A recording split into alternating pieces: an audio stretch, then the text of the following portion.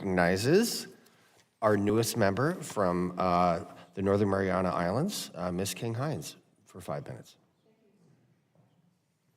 Thank you, Mr. Chairman, for this opportunity to learn a little bit more about veteran education services. So I come from the Northern Mariana Islands, and our issue with regards to veterans is just access. And so I'm curious to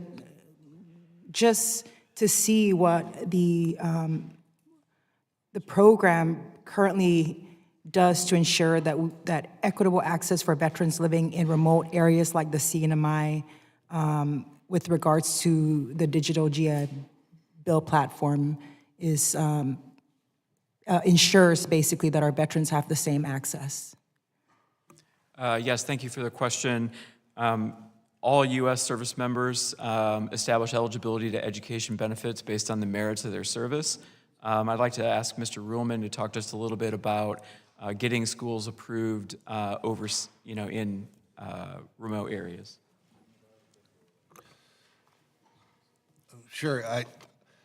Prior to this hearing, I actually did look to see how many schools are approved in the Commonwealth of the Northern Marianas. There's one college on Saipan, and that's it. To the extent that you have other training providers that are interested in seeking GI Bill approval, we can work with you to get them GI Bill approved in order to have more opportunities in the Northern Marianas for veterans who do live there, and we'd love to work with you on that. We also do have a number of programs which are online, which could be accessed, and those, of course, can be accessed worldwide.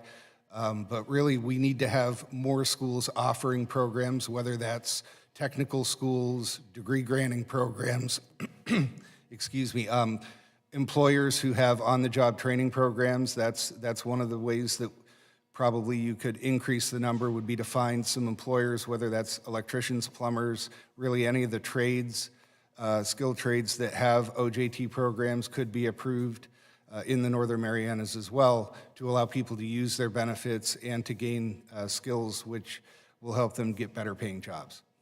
All right, thank you. So it was raised that a lot of times, right, our vets really would like to be able to have access to a real life person to be able to work through some of these applications.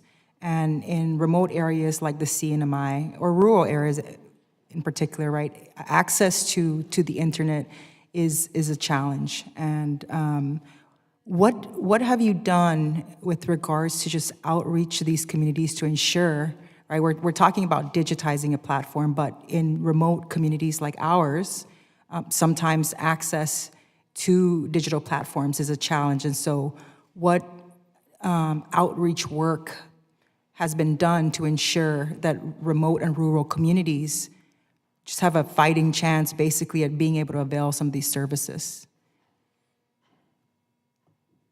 Mr. Ruhlman, could you answer?